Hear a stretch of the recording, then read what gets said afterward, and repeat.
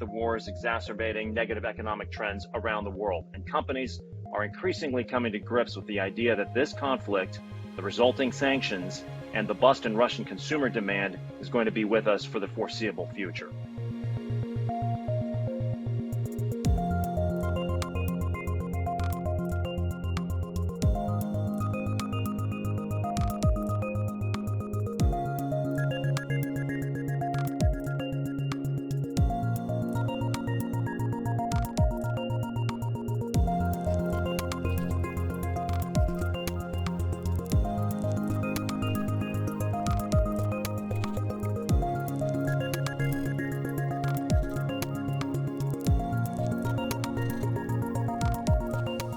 Good day, everyone. Welcome and thank you for joining today's edition of Teneo Insights. I'm Kevin Kajiwara with Teneo Political Risk Advisory in New York City.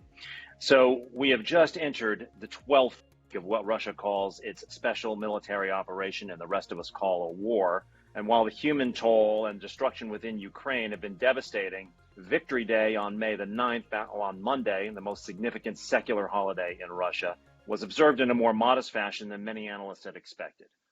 Because there's not much that Putin could call a victory so far, as the Ukrainian military and citizens, supported by American, NATO, and other allied weapons and financial and political support, continue to deny Russia the capture of much of anything beyond one big city, Kherson, the ultimate destruction, more or less, of Mariupol, and most of Donbass. But if you look beyond those headlines, that land bridge between Crimea and Donbass has mostly been completed, and essentially the Ukrainian access, its key export point on the Black Sea, is basically being denied to them. And with both sides thinking that they can make military progress, there's not a lot of incentive to negotiate at this point. Meanwhile, the Ukrainian and Russian economies are under severe stress, or worse. The EBRD is forecasting that the Ukrainian economy will shrink by 30% this year, Russia's by 10%. And beyond that, the war is exacerbating negative economic trends around the world. And companies are increasingly coming to grips with the idea that this conflict, the resulting sanctions, and the bust in Russian consumer demand is going to be with us for the foreseeable future. So to consider the broader ramifications of this war, I'm joined by a number of my colleagues from within Teneo today. And I'd like to start with Andrius Tursa, who leads our coverage of Eastern and Central Europe, and he's joining us today from Vilnius, Lithuania. So Andrius, maybe you can set the stage here a little bit and tell us a little bit about where we are, particularly in the wake of, passing this kind of milestone of May 9th, but also we have seen a concentration of the combat, mostly in eastern Ukraine now, and away from the original into the western part of the country, and certainly the attempt to decapitate Kyiv. So where are we now? Yes, thank you, Kevin. So I think our last conversation on the topic was in very end of March, and was looking back, and I would say a lot of things have changed, but a lot of things have remained the same. So yes, Russia has refocused its offensive now mostly on Donbass, but just as in the first phase, their progress on the ground remains very slow. They are facing still a number of the same challenges, that is very well established Ukrainian defensive positions. They still have logistical problems, morale issues. They're using outdated, poorly maintained military equipment, and now increasingly facing troop shortages on the ground. Meanwhile, on the Ukrainian side, there have been positive changes. Now they're benefiting from the growing supplies of increasingly heavy and modern weapons from the West. And I think this has been one of the major changes during the past month, with now multiple countries openly providing Ukraine with such weapons as artillery, tanks, and so on. So in this respect, the recent Lend-Lease approval, the Lend-Lease Act approval in the US is, I think, an important milestone, which will just only facilitate the supplies of such weapons going forward. So overall, the current status quo, in my opinion, favors Ukraine. And we see cautious optimism on the Ukrainian side. For example, their military is now saying that they will be able to conduct more significant counterattacks on the Russian positions in June. So more significant than we are currently seeing around Kharkiv. In the last few days, Foreign Minister Kuleba and President Zelensky both signaled intentions to take back all of the territories now occupied by Russia, while their earlier objectives were to return to the pre-February 24 situation. So their ambitions are also rising. So in this context, I think Putin really faces a difficult dilemma, and he will have to make a choice unless Russian forces manage to achieve any notable breakthroughs in the near term. And first option would be to double down and on efforts to capture Donbass and use all available means, meaning likely mobilization, either partial or full one, introduction of martial law, threatening or even using unconventional weapons. These are all options that were widely discussed in recent weeks and in the run-up of ahead of the May 9th celebrations in Russia.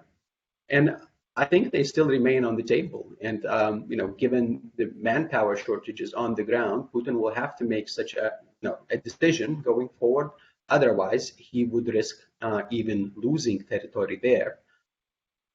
Another option for Putin could be keep the status quo or attempt to keep the status quo, and hoping that Ukraine and the allies are not really ready for a long war of attrition, and hoping that Western support for Ukraine would diminish. But that's such a situation, of course, would also mean for Russia, and it's questionable how long could they sustain this situation without mobilization, without other measures in Russia. And the third option, I guess, is to de-escalate, seek temporary ceasefire, regroup. I don't see the scenario as particularly very likely, but cannot be ruled out. But all of these options for Putin also carry risks, and domestic risks, including, for example, by declaring mobilization, Putin might be forced to raise the stated objectives beyond taking full control of Donbass. The risk of internal backlash to mobilization would rise. And I think it's also questionable whether throwing thousands of inexperienced conscripts to the battles, to the front lines, would really alleviate Russia's issues, logistical issues, command issues, low morale issues. So none of the options is ideal at the moment for Putin, but he will have to make decisions in the near future, in my opinion.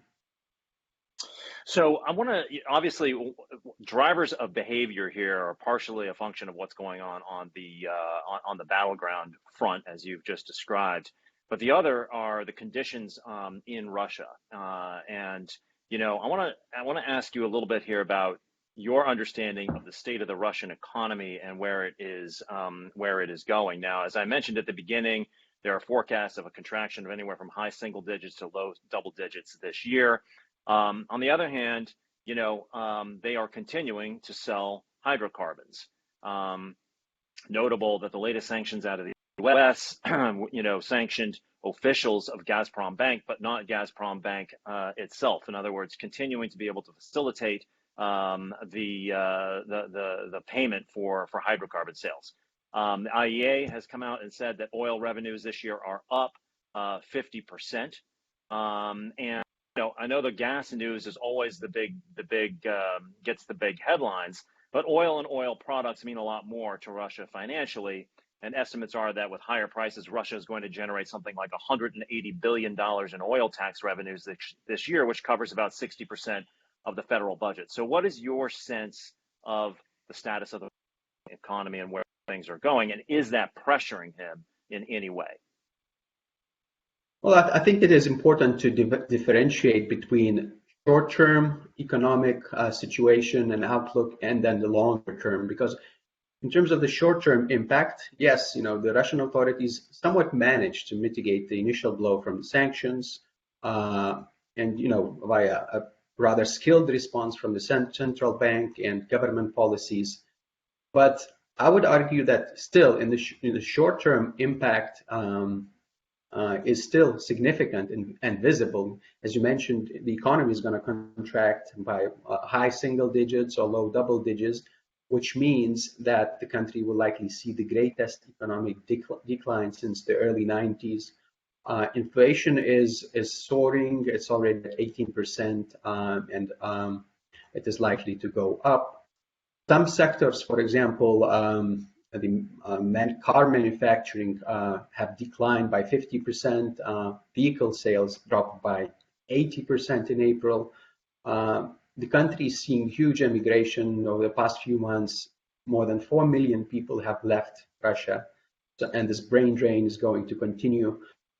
So a lot of negative signs in the near term. Also, more than 1,000 foreign companies suspended operations or discontinued operations in Russia. And there are a lot of signals showing significant near-term pain. But I think what is important to note here is that a lot of Western sanctions, even adopted, they still have not come into effect yet. Many of the announced measures still have wind down periods and will come into effect later this year. For example, coal import ban in the EU will start only in August. Second, I think it's important to note that most of the sanctions were designed to constrain Russia's economy and its potential to develop, innovate, expand in the longer term. So I think the economic pain, that we're seeing right now is significant, but it's going to mount in the longer term. And an example is Russia's manufacturing sector, which is already suffering from supply chain disruptions, and these shortages in the sector would really only intensify. And there is no quick solution for Russia to replace foreign imports or with domestic production, or particularly in the high-tech industry, engineering, electronic sectors. Their efforts to look for a replacement elsewhere, a replacement of components, will take time and will require, I think, major readjustment. So this poses notable risks, I think, for entire supply chains within Russia. And I think it's important to note also that Russian authorities do understand that, and the central bank and Prime Minister Mishustin all stated that the next few years will be extremely difficult for the country. The country is facing structural economic transformation, and they base that transformation on intensified import substitution and adoption, I guess, of less advanced technologies, less advanced imports from third countries. But there is a reason to be skeptical about these plans, because we know that the import substitution policy, has been implemented since 2014, and it has failed to achieve any major breakthroughs. Flagship national initiatives like national projects also didn't achieve much. So I think overall the longer term impact is bleak, and especially if the enforcement of sanctions is tight, and especially if the oil sanctions or oil phase out comes into effect later this year. So the bottom line here is that what you're saying is, with the nature of the design of the sanctions programs, plus the phased approach to the hydrocarbons embargoes, that they will continue. I mean, things will continue to get worse over time. For the foreseeable future this year, with those hydrocarbon sales, we'll be able to fund this war machine, coupled with let's just say, the central bank head, Elvira Nabiullina, continues to be a skillful practitioner of her art, considering what she has to work with. And then finally, on the debt front, Russia is continuing to service its debt, right? And the question in some ways is whether they will go into default, not because of their ability to pay, but whether the United States allows them to pay, essentially, correct? Yes, exactly. So I think In such case, Russia, will still argue that it has funds to cover its debt, but it cannot do so because of Western sanctions, and therefore the default is forced, artificial, and that has been their line in the past few months, and I think they will continue that. But just talking also overall about the business environment in Russia, I think it's just very important to emphasize that this conflict between Russia and the West will continue in the longer term. It is, even if the war in Ukraine is somehow brought to conclusion, I think Putin, made it very clear in the recent speeches of the recent months that the U.S. Western alliance is, an existential threat to Russia. So the takeaway, is that for any foreign businesses in Russia, especially from those, from the so-called unfriendly countries, this business environment in Russia will remain extremely challenging and extremely unpredictable.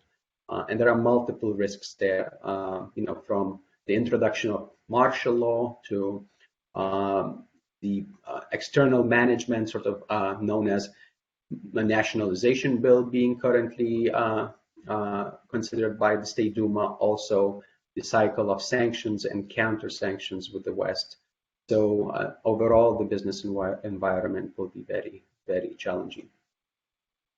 Yeah, I want to come back to that, but I want to for a moment here to Emily Stromquist, who joins us from Washington today, where she focuses a lot on energy politics. And given the headlines that have come across in just the last 24 hours, she's in high demand today. So I'm going to lose her at the top of the hour here in a few minutes. So I want to tap into this because yesterday we had the news that Ukraine was diverting some shipments of Russian gas, and then this morning, sort of on the heels also of the announcement out of the government in Finland that they were going to pursue the NATO membership. Russia announced that they were cutting some supplies to Germany, apparently about 3% of German imports. The mission also indicated yesterday that it was going to cost in excess of 200 billion euros to secure EU energy independence from Russia over the next 5 years. So we know that there is ongoing negotiation in the European Union to phase out Russian imports of oil. Gas is not yet on the table, but Emily, where are we right now, and how do you see it? Yeah, I mean, I think, the gas news is particularly troubling, although not sort of unsurprising, as things continue to escalate. It's sort of just the Russian modus operandi to start disrupting flows to Europe. So I think, we'll probably continue to see more of that. But if anything, the important thing to note sort of early on and upfront about this is that, if anything, this really does expose Europe's vulnerability, because the backup plan is really, we'll try to get some additional pipeline sources. Obviously, Germany's turned to the Netherlands and to Norway for some additional gas kind of immediately. But the longer term story is really about getting LNG. And the problem with this for all of Europe is that there's no sort of immediate LNG that's available to the market. These are typically done on long-term supply contracts. There's bits of sort of spot market gas available, and that sort of helps, to moderate supply demand balances in the market, but this isn't intended to sort of fill major supply gaps. So I think this is where Europe's really coming across sort of a difficult decision it has to make. The negotiations between Germany and Qatar earlier this week on gas supplies sort of exposed that Europe doesn't have particularly, great negotiating power at the moment. But agreeing to 20-year LNG term contracts also means that you're significantly undermining climate goals. And so I think that, Europe has some very difficult decisions to make in the coming weeks and months about where its priorities lie, how much it's willing to pay for some of this LNG. Obviously, given everything kind of going on, this has struck a very sort of tight market and tight balance between Europe and Asia competing for LNG supplies, and not really that much more available in the market right now. It takes years to kind of develop new production, develop gasification units. So this is really, prices are probably going to stay high for quite some time. And, as the European economy is already facing, considerable economic pressures, this is kind of going to be one other, added variable to that dynamic. And, they're going to have to now consider how to introduce better energy efficiency measures. sort of square the circle on the climate policy and then look into rationing plans. Now, just to clarify, people who don't maybe follow this as closely as you do, when we make announcements, when the president makes announcements and the like about U.S. LNG, being able to fill some of the gap or whatnot, it is a oversimplification of what the actual capabilities are with regards to everything has actually been, all of our cargoes are essentially contracted, U.S. cargoes essentially. So there's not a lot of spare supply there, number one. And number two, then could you perhaps explain a little bit in a little bit more detail this deal between Qatar and in Europe and Germany this week, and how Qatar squeezed Germany and how that's a harbinger of things to come, perhaps? Yeah, so for the Qataris, they already have large expansion plans, but there needs to be, sufficient sort of timelines to export this gas and to continue making revenue to justify the expenses on new projects and expansion projects. And so for the Qataris to do that, it's really, I think they also recognize the position that Germany's in, but they're pushing for terms that include, both a 20-year contract and an oil-linked price.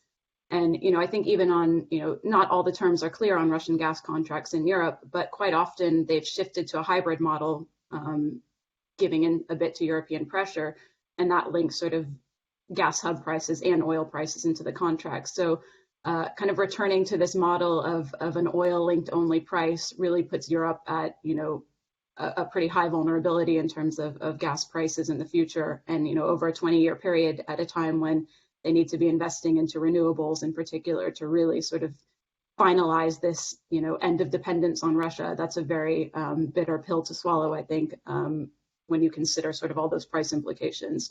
And you can't blame the Qataris if it's if you're trying to expand your own fields and the market's tight, you're going to be pushing for the best terms possible. But I think that's what Europe is going to be up against, and I don't think Germany is going to be sort of an isolated incident like that. Now, much is made of this umbilical cord in gas between Russia and Europe. But as I said at the outset, the oil sales mean much more financially and economically to Russia, and 70% of Russian oil goes to Europe. I'm wondering though if there's a vulnerability for Russia on this front as the embargo sets in. Like, where is that oil going to go? Now, I know that there were some attempts in Europe to prevent any European flagged ships from carrying Russian oil, but Malta and Greece, who carry a lot of those flags, have successfully pushed back on that. But it does seem like they may be able to prevent insurance being put on those ships that do carry Russian cargo. So, how much optionality does Russia have on on alternative buyers for its oil? Yeah. So look, I mean, by the time the embargo really comes into sort of full swing and is kind of fully implemented, there's the possibility of a loss of anywhere from 3 to 4 million barrels per day that was going to Europe in the market.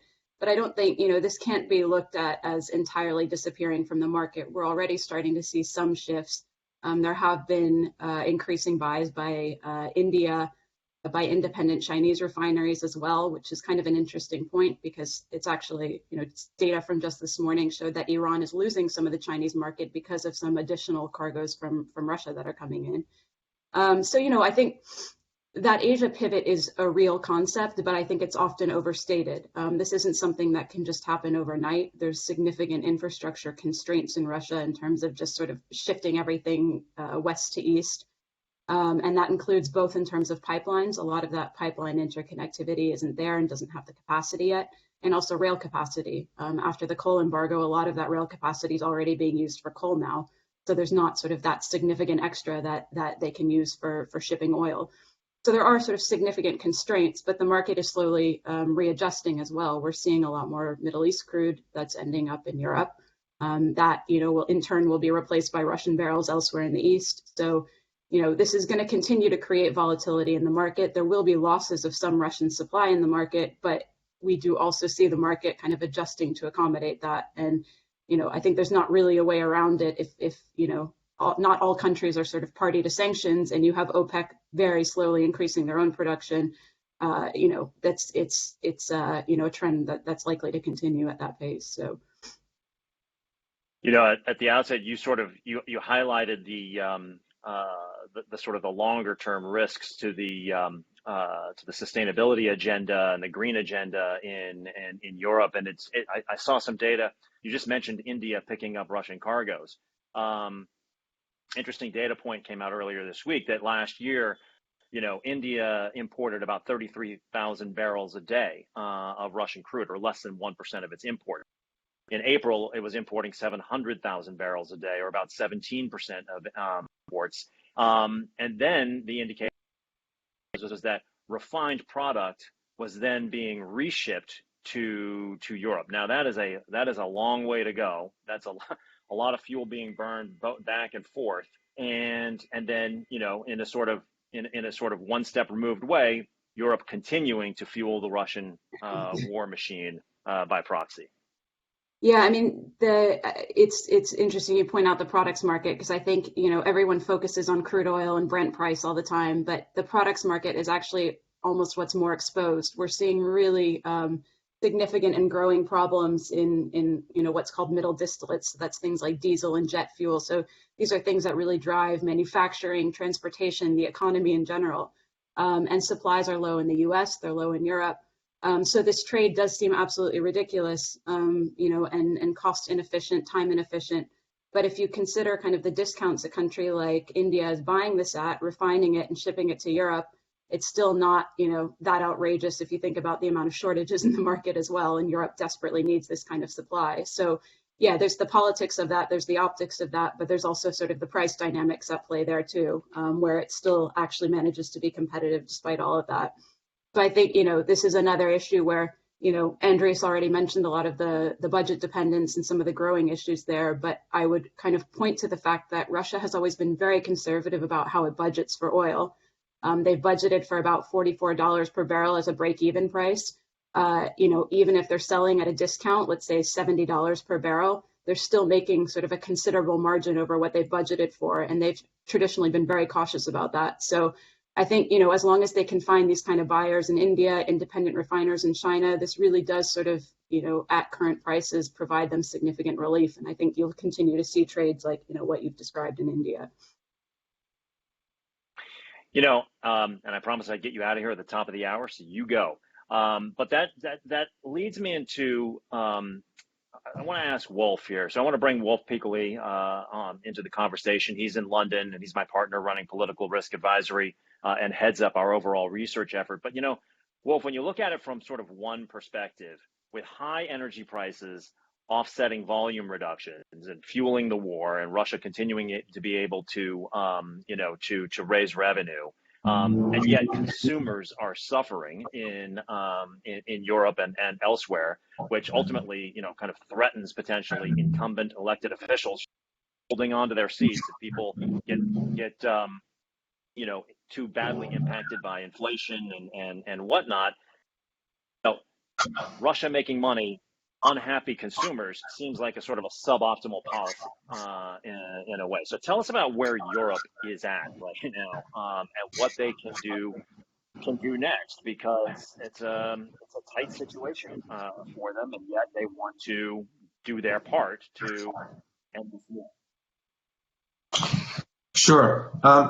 I think when we look at Europe, the picture is very mixed about this. There is an emerging debate here about the cost of the war.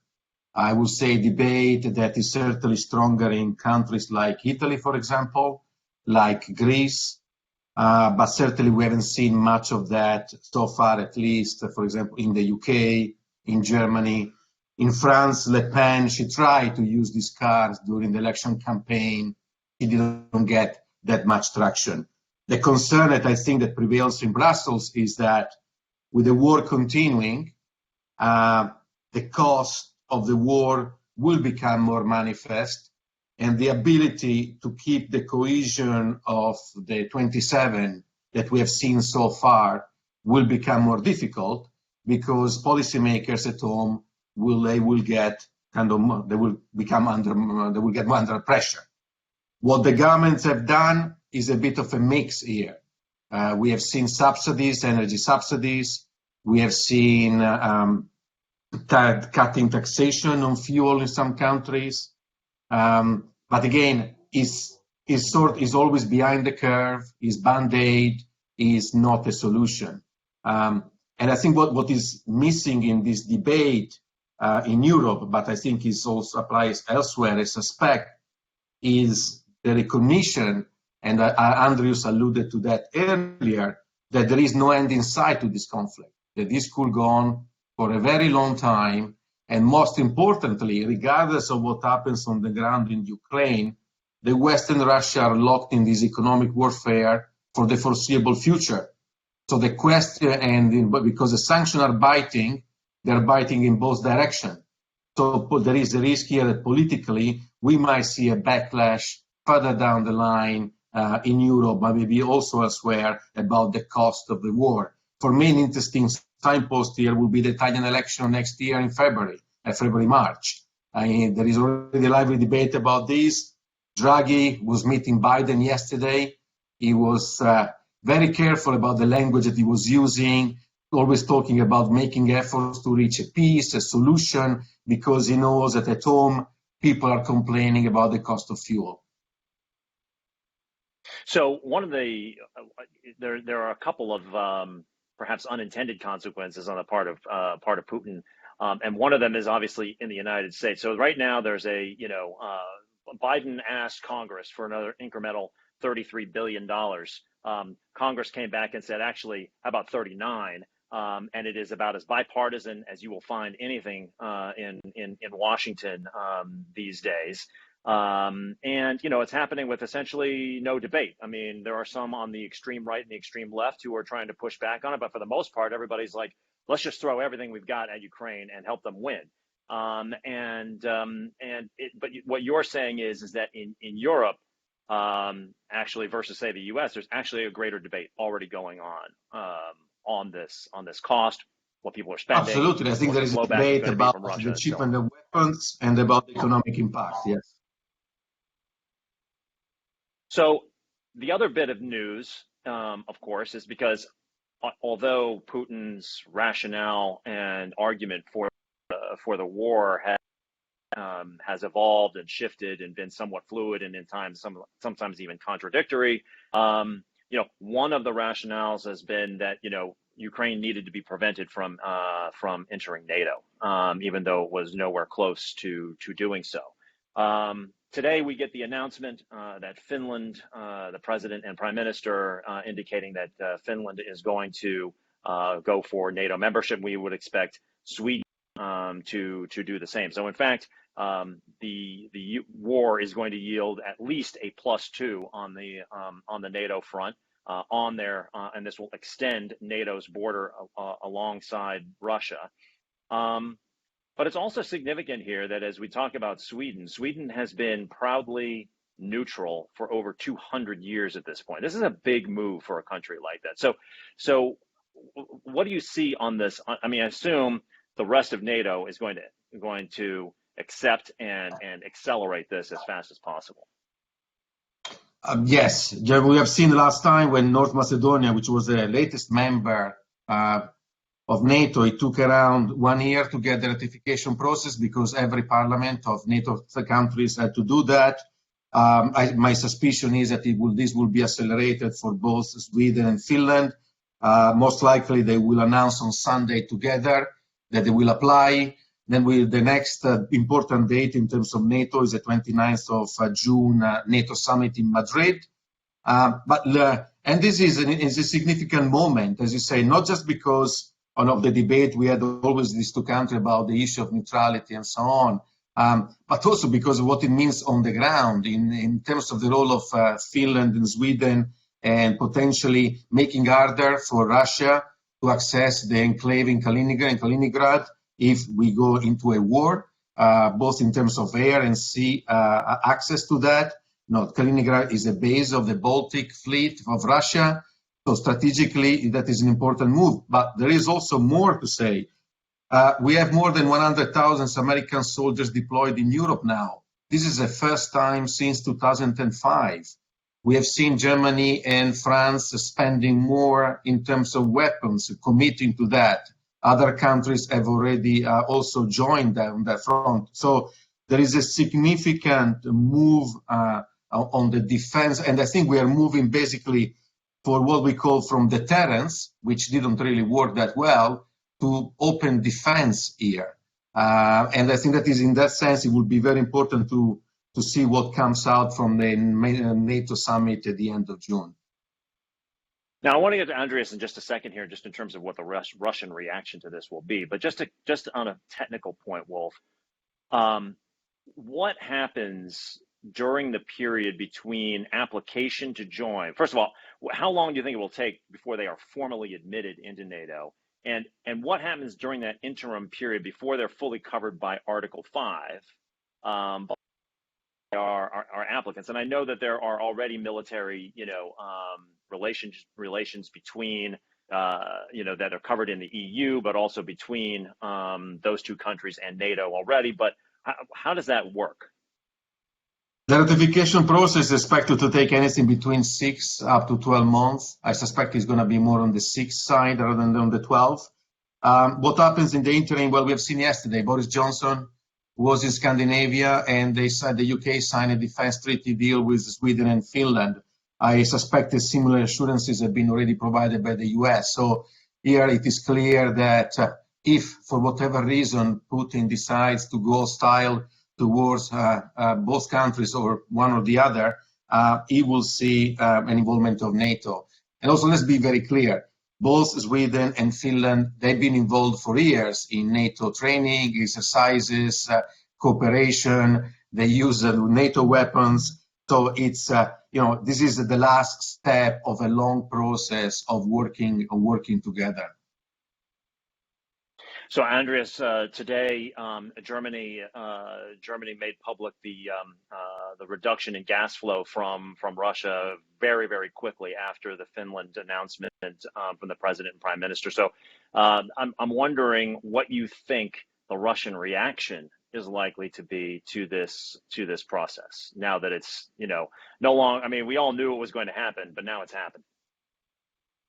Right. So yes, I think this decision is the exact opposite of what Russia was demanding as security guarantees from the West, during the past few months. And during his Victory Day speech, Putin justified, as you mentioned, Russia's actions in Ukraine, partly referring to NATO's dismissal of Russia's demands for such security guarantees. And I think Moscow will perceive this as a slap in the face, to be fair, and their reaction will be very significant. At the same time, I would say that at this point, it is clear that Russia does not have capacity to engage in another large-scale conventional military conflict. So this is very unlikely. So their response is going to be probably mixed.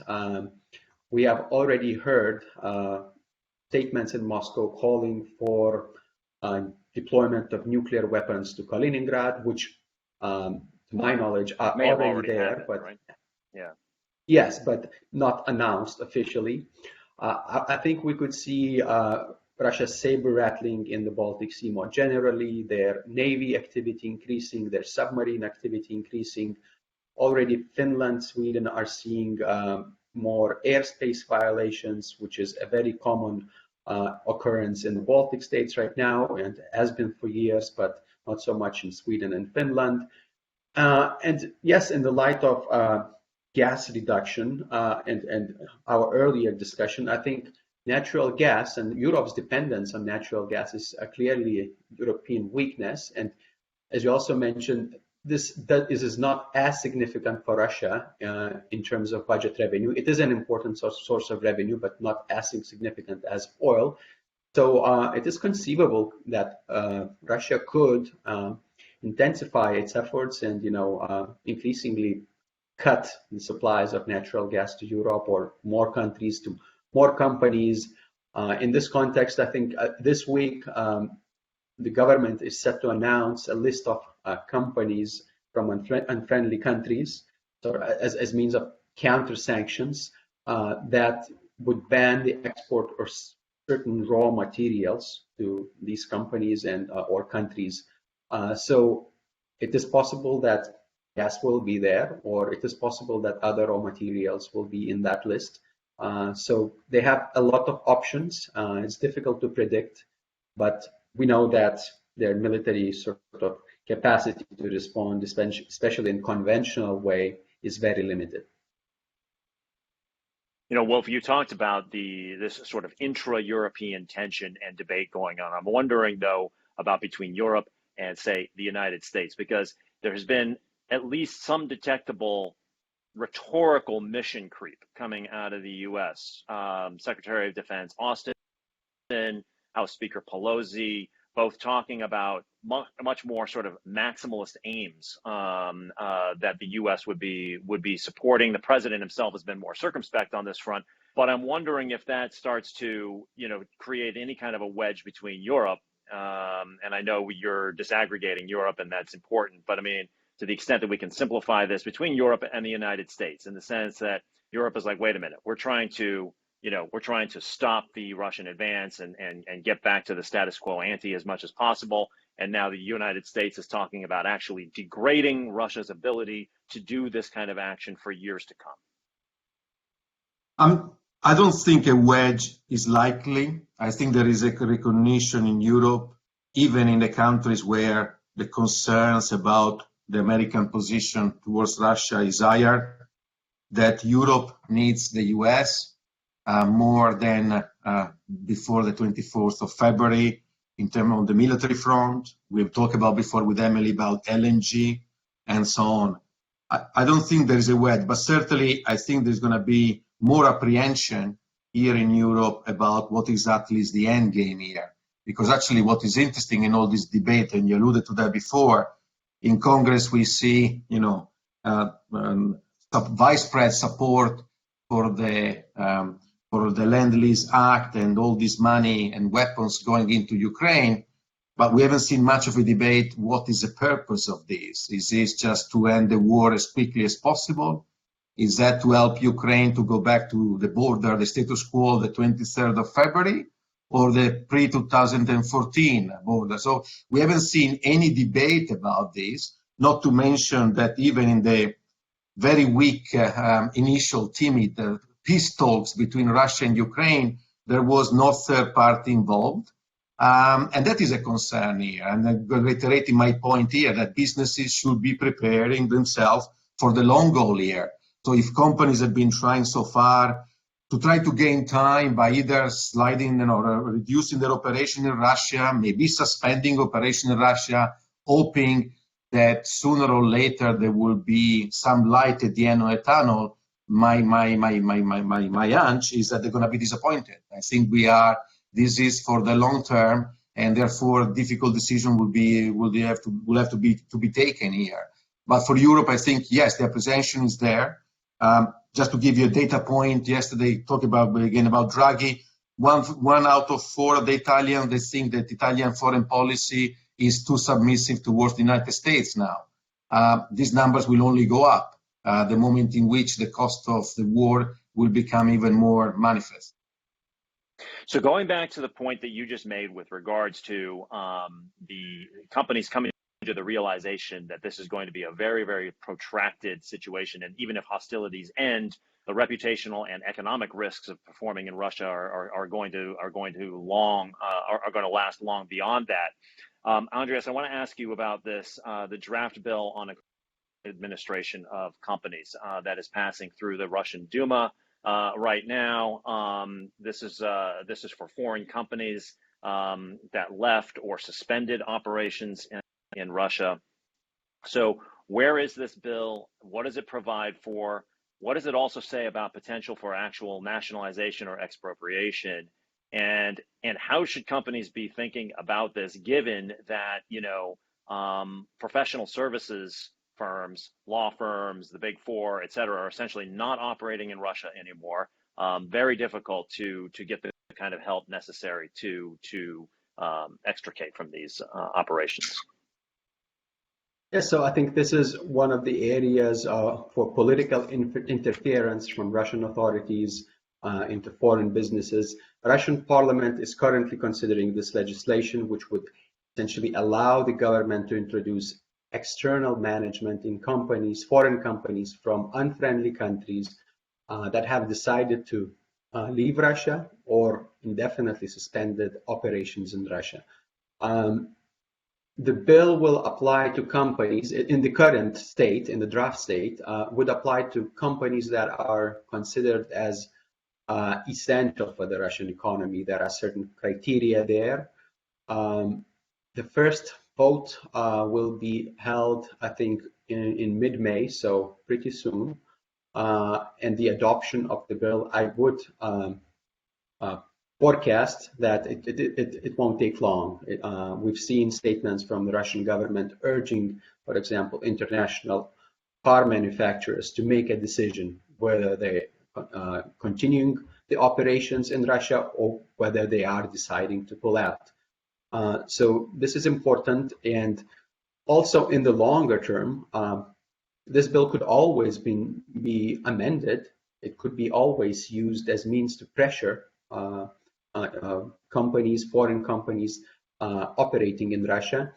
And I think even more significantly, and going beyond this external management bill, if we enter into the situation where Putin announces martial law, it is possible that Russian authorities could issue orders to these enterprises to cater for Russia's defense needs, so essentially produce for the military.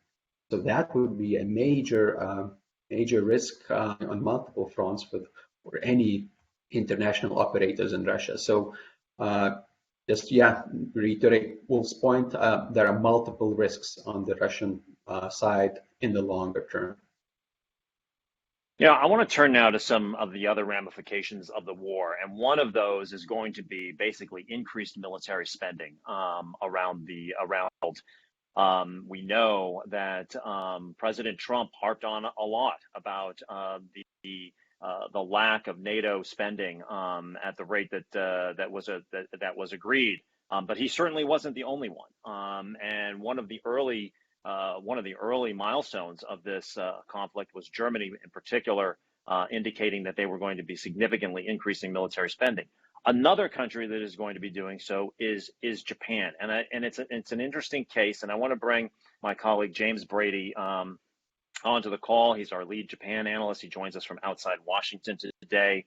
He's one of the rare Irish Japan analysts. And James, there is a movement in Japan to significantly increase military spending. But importantly, and this is where Japan's kind of a unique country, the sort of the force posture of that country in the decade since World War II is evolving. And this obviously has to do with the rise of China, questions about U.S. commitment in the world, et cetera, et cetera. But tell us about how the Russia-Ukraine situation is catalyzing or speeding up this development in Japan, and what the ramifications are in the region, but also in terms of the alliance structures in the region that Japan and the U.S. belong to. Thanks, Kevin. So it's a long-term debate. We can go back to the 1950s and we can see the right wing of the LDP pushing for a stronger military and a more independent military, right almost from the promulgation of the Constitution in 1947, Article 9 of which constrains Japan's military activities.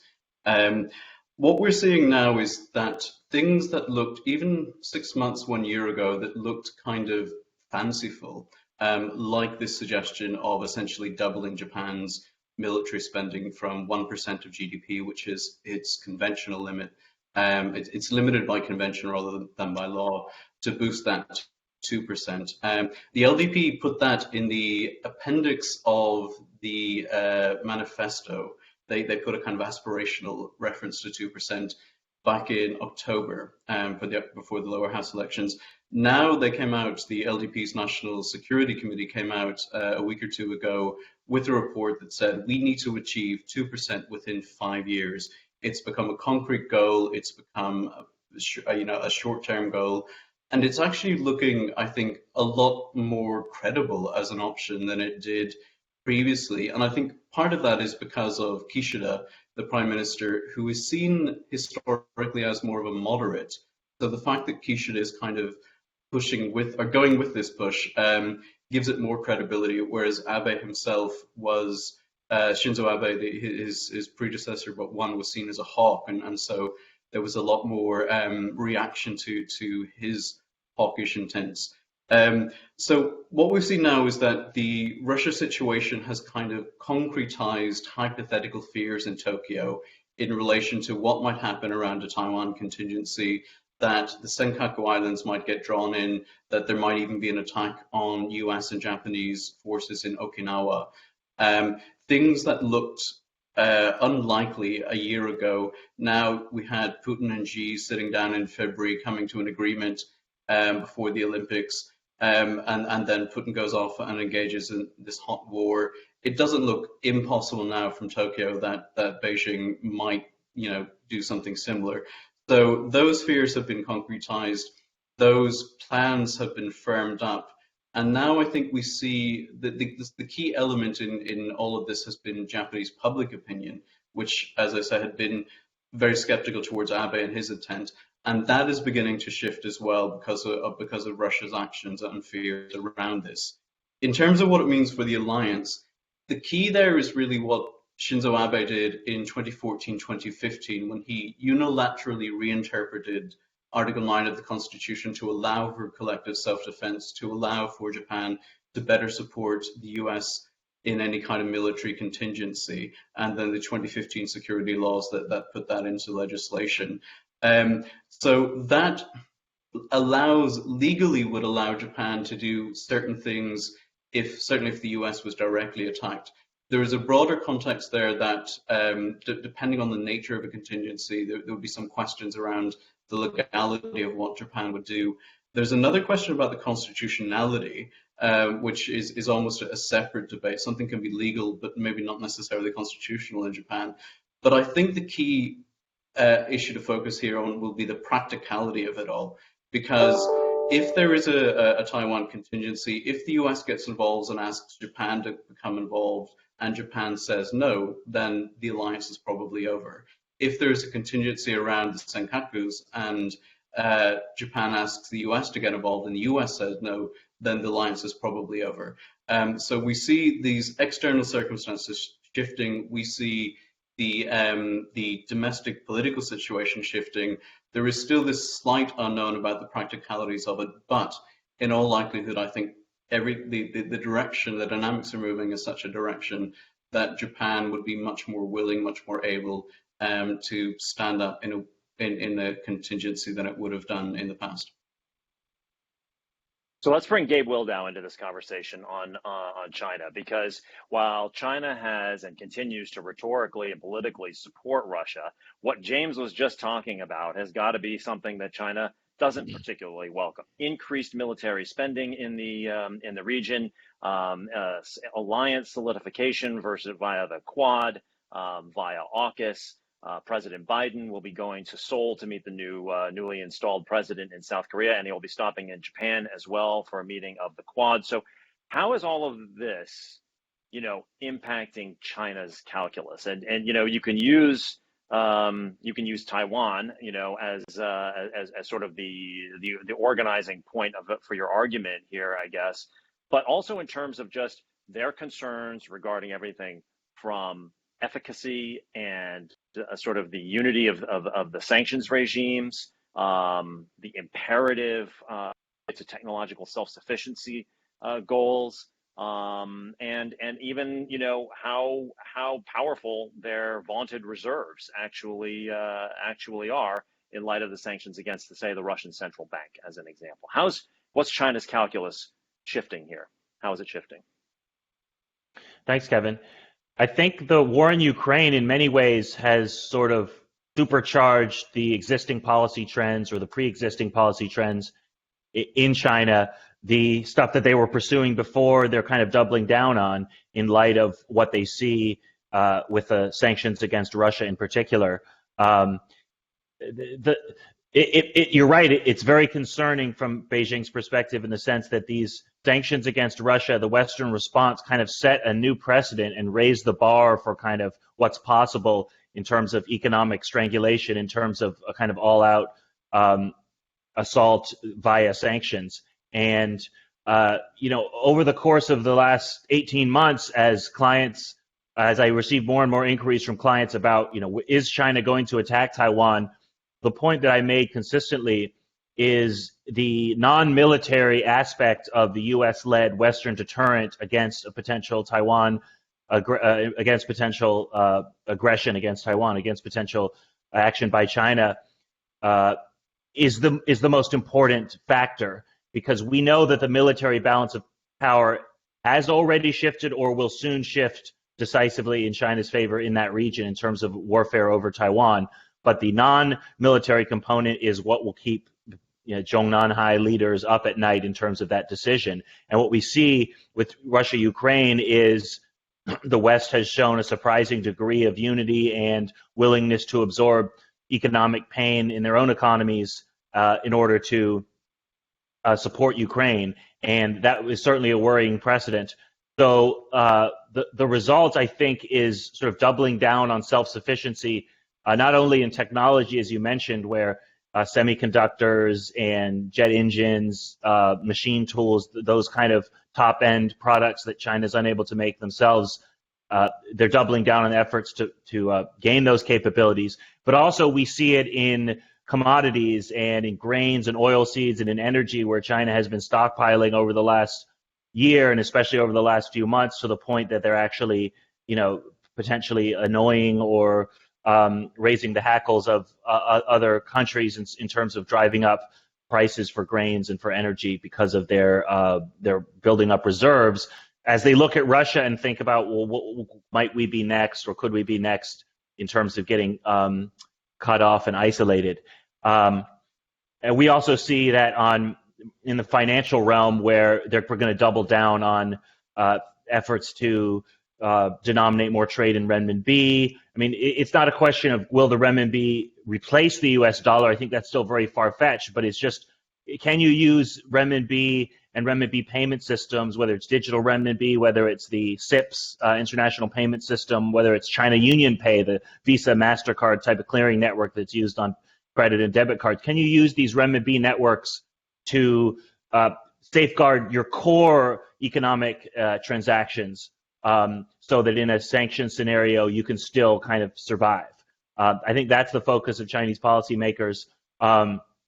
And the other would be, the other kind of takeaway for China would be the need to strengthen the economic links that will make other countries, especially countries in Asia, reluctant to join a U.S.-led coalition in the event of a Taiwan invasion. So, Europe has shown its willingness to confront Russia on Ukraine. It's in their own backyard, but in a Taiwan scenario, China is probably thinking at least as much about Southeast Asia, about India, and they do look at what's happening in China, with Ukraine, and note that while the West is unified against the war and in imposing these sanctions, the rest of the world, most of the world, in terms of the number of countries or the population, is sort of sitting on the sidelines for sanctions, including big countries like India. So they'll take some heart from that, but I think they're going to try to double down on sort of building those links and building those relationships of dependency, whether it's through supply chains or through investment, so that the cost to countries of confronting them in Taiwan will rise. And so the mechanisms for that are obviously the Belt and Road Initiative, the various trade agreements like the Regional Comprehensive Economic Partnership, the TPP, Trans-Pacific Partnership. So it's about raising the costs of siding with a Western-led alliance in the event of Taiwan, and I think that's basically the calculation. So analysts are debating, on balance, do the recent events make China more or less willing or more or less confident to proceed with a Taiwan invasion? That's a tough question to answer, but I would tentatively say probably less, simply because of the fact of this unity and how surprising it's been, and how surprising the willingness has been on the part of at least Western countries to accept some short-term pain as the cost of sort of supporting these international norms and supporting Ukraine. Bottom line of our discussion today is that this war and the ramifications of it are going to continue to be felt for a long period of time. So while there are a lot of other subjects that we'll be covering on calls going forward, we will continue to revisit the Russia-Ukraine conflict and the impact that it's having economically and strategically around the world. So I want to thank all of you for joining me today. Our next call will be on Thursday, May the 26th. My guest will be the former Secretary of Homeland Security, Jay Johnson.